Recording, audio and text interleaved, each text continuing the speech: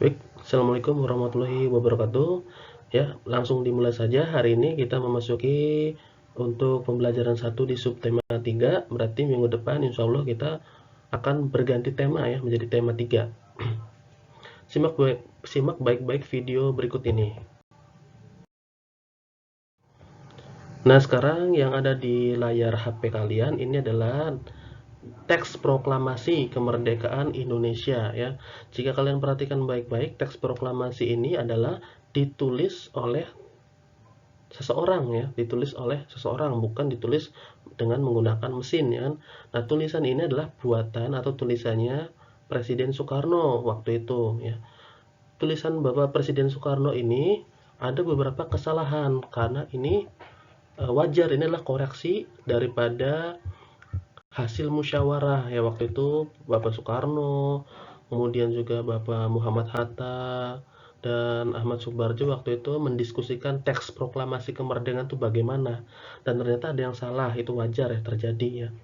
Nah, tahukah kamu bahwa teks proklamasi tulisan tangan Bapak Soekarno yang bisa kita lihat hari ini itu pada zaman dulu itu hampir saja hilang atau hampir saja dibuang waktu itu ya.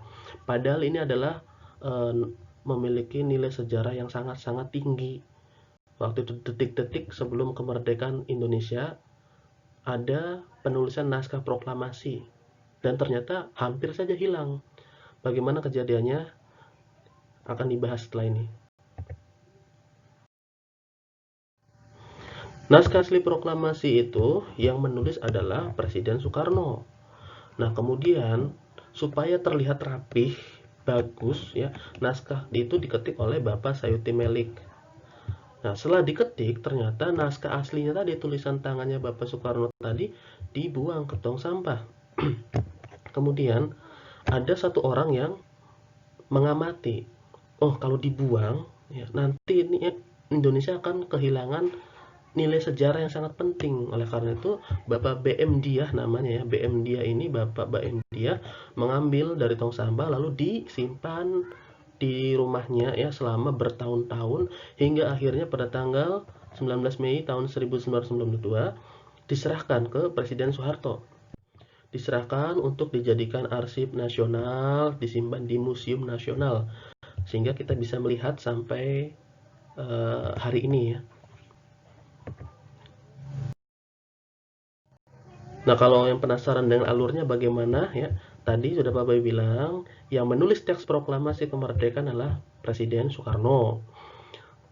Karena tulisannya itu kan namanya juga tulisan ya, supaya terlihat rapi, bagus, itu diketik oleh Bapak Sayuti Melik ini ya, diketik dengan menggunakan mesin ketik karena zaman dulu itu belum ada komputer, jadi menggunakan mesin ketik ya.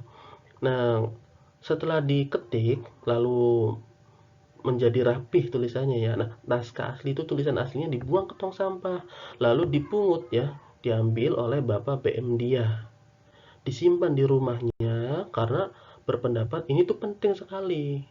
Ya, penting jangan sampai hilang. Ternyata benar saja. Tahun 92 diserahkanlah ke Presiden kedua Indonesia waktu itu Bapak Soeharto untuk disimpan di Museum Nasional sebagai arsip kemerdekaan, arsip nasional ya. Begini ya alurnya, ini harus kalian hafalkan ya, dari Bapak Soekarno ke Bapak Sayuti Melik, Bapak Sayuti Melik ke Bapak BM Diah, lalu terakhir ke Presiden Soeharto. Nah, kalau kalian perhatikan di penulisan teks proklamasi Presiden Soekarno tadi ya, itu kan ada tulisan yang mungkin kalian kalau membacanya itu susah ya, agak susah karena berbeda ya. Nah, kita akan belajar itu mengenai kata baku. Kata baku itu adalah kata yang cara penulisannya disesuaikan dengan Kamus Besar Bahasa Indonesia, disingkatnya KBBI. Jadi Indonesia itu punya kamus ya. Kalau orang Inggris punya kamus Inggris, kalau orang Indonesia ya punya kamus Bahasa Indonesia ya. Dan sesuai dengan ejaan yang disempurnakan, ejaan yang terbaru yang sekarang. Nah, mengapa Pak Boy bilang ejaan yang disempurnakan? Karena zaman dulu itu disebut ejaan lama. Seperti apa? Seperti ini nih. Ya, ini adalah bentuk daripada Kamus Besar Bahasa Indonesia. Ini sangat tebal ya. Nah, satu lembarnya saja itu memuat tulisan yang kecil-kecil, memang karena isinya tuh ribuan ya, ribuan bahasa Indonesia. Bahasa Indonesia dimulai dari misalnya aku, saya, kamu, dia, ya. Kata-kata seperti itu masuk ke kamus yang sangat tebal ini. Nah, ini adalah kamus-kamus bahasa-bahasa yang digunakan oleh bahasa Indonesia, bahasa resminya. Seperti apa? Di slide berikutnya akan dijelaskan. Nah, kita contoh ya ke ejaan yang lama. Ejaan yang lama dan ejaan yang disempurnakan. Ejaan lama itu misalnya seperti ini, Surjono. Tentunya kalau zaman sekarang dibacanya kan Surjono ya. Zaman dulu ini dibacanya Suryono. Ya, Suryono. J di sini dibacanya adalah Y, jadi Suryono. Nah, kalau sekarang Suryono kan tulisannya seperti ini, Suryono ya, biasa ya. Nah, ini ejaan yang disempurnakan. Kita memakai ejaan yang sekarang. Kemudian zaman dulu ya, DJARUM. Ini dibacanya jarum. Bukan jarum, bukan de jarum, bukan, tapi jarum. Kalau sekarang kita menulis jarum itu kan cuma JARUM ya kan. Lihat perbedaannya, ejaan lama dan ejaan yang disempurnakan. Kemudian di ejaan lama misalnya di sini tertulisnya OEANG, dibacanya apa? Nah, kalau zaman sekarang dibacanya kan oweang ya. Kalau zaman dulu ini dibacanya adalah uang. Uang zaman sekarang itu menulisnya adalah UANG, uang. Ini adalah ejaan yang disempurnakan. Jadi, pahami baik-baik jika ada nama orang tua kamu yang tulisannya seperti ini ya, misalnya ini adalah ejaan lama memang.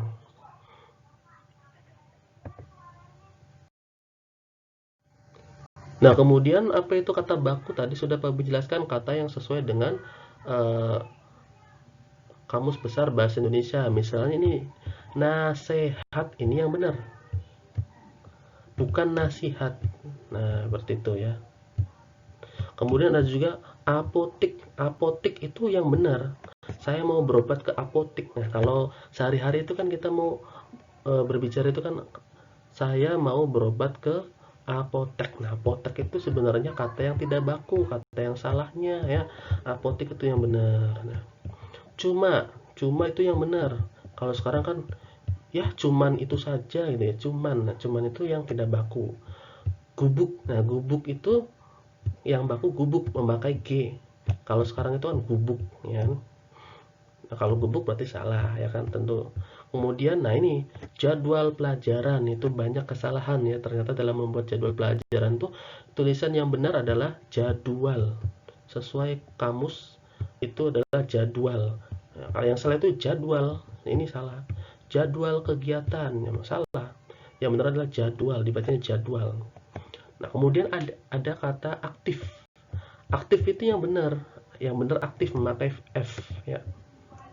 Nah, aktif memakai P itu yang salah, tentu saja. Kemudian misalnya biasakan budaya antri. Antri itu yang salah justru ya, tulisan antri. Antri itu tulisannya antre memakai E ternyata. Sama seperti misalnya saya itu kata baku. Nah, kalau memakai bahasa yang tidak baku itu kan saya itu kan bisa kayak misalnya ya, kalau orang Jakarta itu kan gue, seperti itu ya, gue, elu ya, itu kata yang tidak baku atau kata dalam pergaulan ya, kata yang gaul. Sebenarnya kata baku itu banyak yang tidak kita sadari bahwa ini tuh kata baku, kata yang resmi. Kita seringnya memakai kata-kata yang tidak baku ya. Nah, pelajaran hari ini sampai sini saja ya. Kesimpulan yang bisa kita ambil melalui pembelajaran adalah: pertama, naskah asli proklamasi sempat masuk ke tempat sampah. Sempat ya, memang sudah masuk ke tempat sampah, memang.